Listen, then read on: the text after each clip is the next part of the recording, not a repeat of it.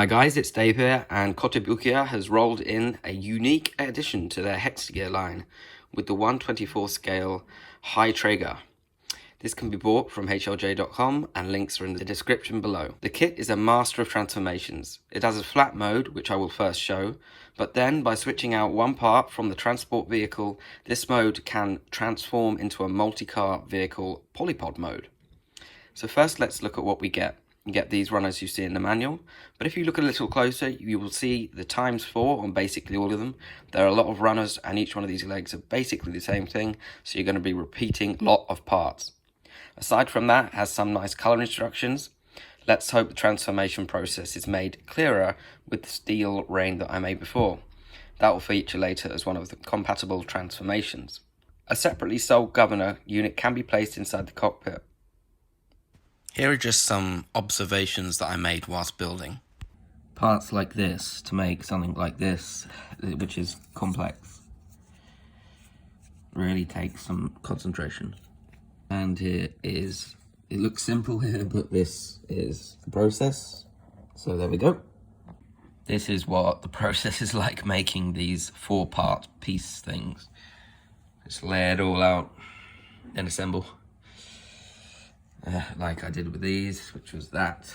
God damn, it's time consuming. Hello.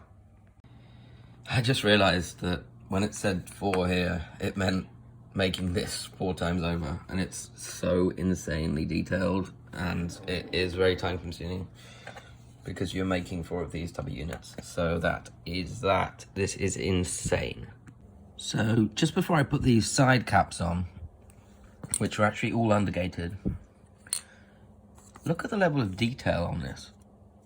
Like, it's insane. And it's a pity that it gets covered up and type of lost. But Kotobukiya is known for real good detailing. But yeah, it's a pity that you're gonna just replace it with this. Also, just to rectify that, yes, I did have the pin in the wrong position, so don't worry about that. Here's another really, crazy part. I think this is going to get housed in, a unit. Look at the amount of detail inside this bit. It's pretty insane. Sorry about the little dog noises. So let's look at the flat mode. So for articulation, we'll come to these bits a bit later. But you have this that moves up and down. And as we saw before with the Steelrain, is that inside the cockpit, there's a great amount of detail. As you can see there, you've got a little orange, what I'd guess is a display. And also these levers that can be moved. They've got nice detail. And the foot panels down the bottom there, if you can just about see that. They actually do move a little bit forward and back, so that's quite realistic, like accelerators. I'm not sure why you need 4, but it's probably something to do with this back mechanism here, which has these claw-like arms. Some nice detail there at the back also. So these arms have little grabbers on them, little pink claws, and so you can do whatever you want with them. This is for, picking stuff up, I guess. And they can be flipped forward if you so wish to do so, pretty much any which way you would like. With all these Kotobukiya kits, I really love how they detail the smallest parts. So you can even see the pistons there to make this really ultra realistic. Some model kits would never bother even trying that. You can also flip it down if you want to have it in type of a unarmed, but hey, if you have one of these little buddies, these governors, then why not plop them in to the seat there. This governor came out recently, but as you can see, the face is not painted. Really, I would suggest that you use one of the other governors because they will come already green and have no face because they've got stuff on them. So maybe that's a better option. As far as articulation goes underneath, let's have a look underneath here. You can see how all of this is going to come into effect later when it transforms. But the wheels don't move. and the tracks are obviously just pieces you put onto a main base underneath. As I said earlier, some observations when making this kit, a lot of detail under here, but you just don't see it. So yeah, there's that. There's two wheels here as well. They don't move either. And there's a peg, one of those 5mm holes here. Why would that be there? And that is so you can put it on a stand in a different transformation if you so wish to. These flaps at the side also come up to expose, this one doesn't, to expose some of the mechanics behind. It is the same for the other side as well. Quite hard to get my finger under there. Ooh, there we go. So to get it in this form, once you jigsaw it all together, these are all 4 separate parts. You've got to align it really well to get it so all 4 wheels are on the ground at the same time. I think I've done it pretty well here. Also, what needs to be aligned are the tractor parts, because as you can see there, they do move to make it realistic, like how this thing would steer. Some more nice detail once I flip these ground bits down is that you've got some clear parts here and on the side. See these little ones here? They are miniature. The camera may not do it justice just how small that is. It was quite hard to put in.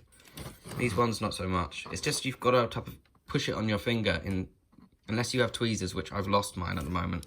That's going to be quite difficult to do. This gun will come out later as well, but as you can see here in these shots, it does move up and they're contained there. I will go through this later when we need to use this for that other mode.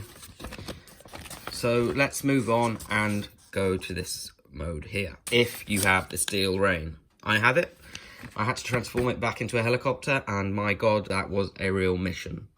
Okay, so I think it's time to transform it.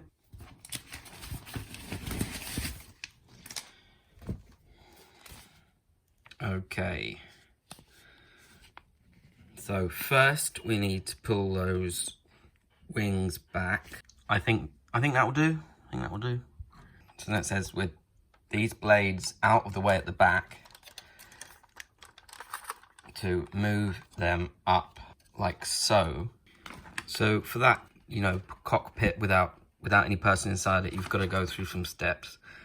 And that's what I was just like, how do I mount this on that? So I think I have to do that first. So let me just do this quickly. So now you can have these arms stretched out the back if you would like to during this mode, but you're not going to see them anyway. And I don't want to start bending them because I'm going to have to change them back. So just for ease of doing this review, I'm going to leave these off, but it's like this. That's where they go. So there, now that's in place, we can actually affix the bird to this transportation flap mode. And for this, because there's holes underneath, you are going to need to add 2 extra parts, which they include in the kit. It's pretty weird. I haven't seen this before. Sorry about my shaky hands. I always get them. This T stick goes into like a circular bit. I mean, well, whatever. This longer bit can reach down in there.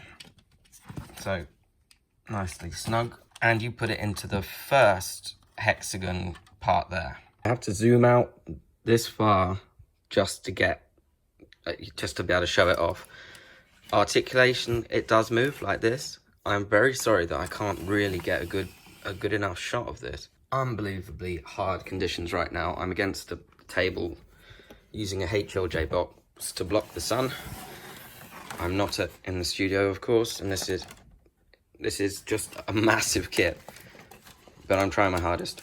So you get an idea. I know it's not all posed correctly, but how big this is. Very impressive though. I like it like this, but to be quite honest, you're going to have a lot of shelf space to show this off. There's maybe a better look of it. Yeah, but when you pick it up, the tail swings down, but rather fragile, I must say, because you're putting 2 massive kits together.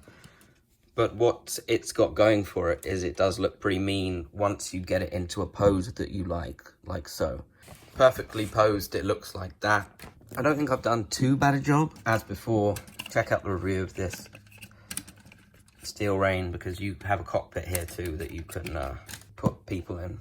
Okay, so now we've done that, I'm going to move on to the next and final stage, which is this really cool Polypod mode. So I've got to go all the way back now. Here's just a little look of the system that they use to hook the two parts together. It's just a jigsaw basically. So there we have it, all extended. You've just got to unhinge and flip this out twice. Be careful, very, very stiff joints. Now I just need to plug it into this and then we are done. Here we have it in its docked mode. Now I say that because these have to come out. You can see here you have to do it on both types of leg. Now obviously remember to flip the seat part back so that it, you know, can be sat in.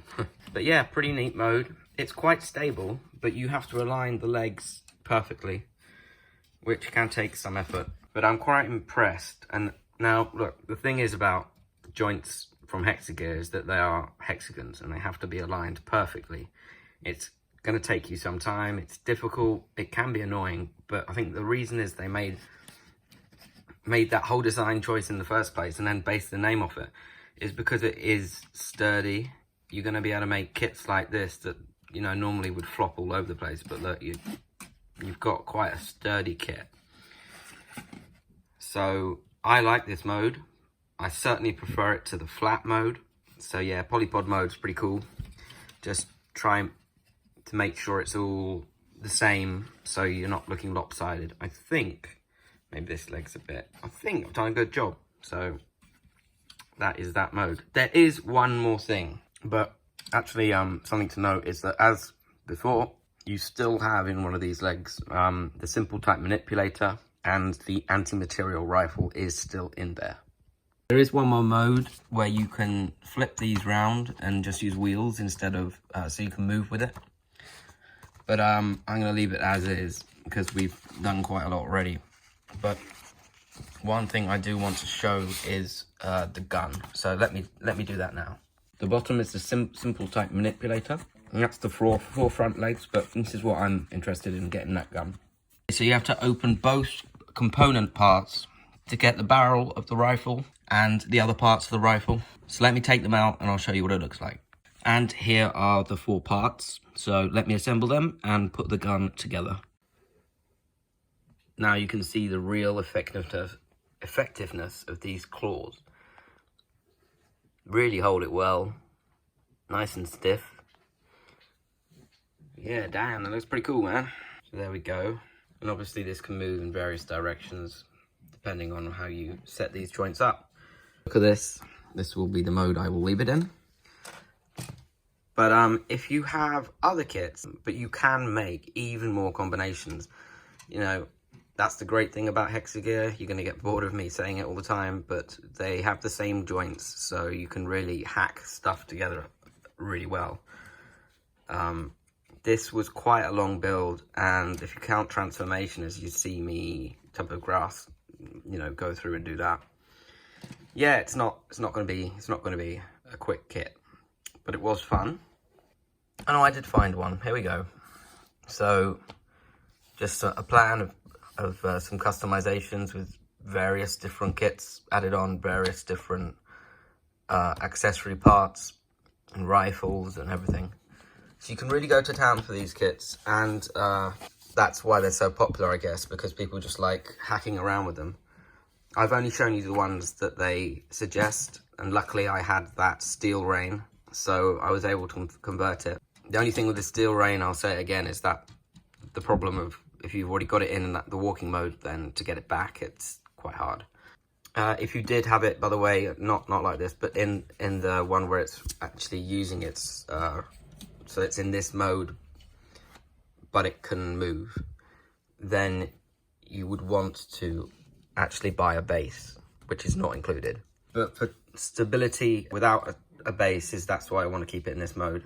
And also, I don't think, I mean, don't get me wrong, but probably if it was going to fire this rifle, then it would be you know, they would want to be stabilized to the ground.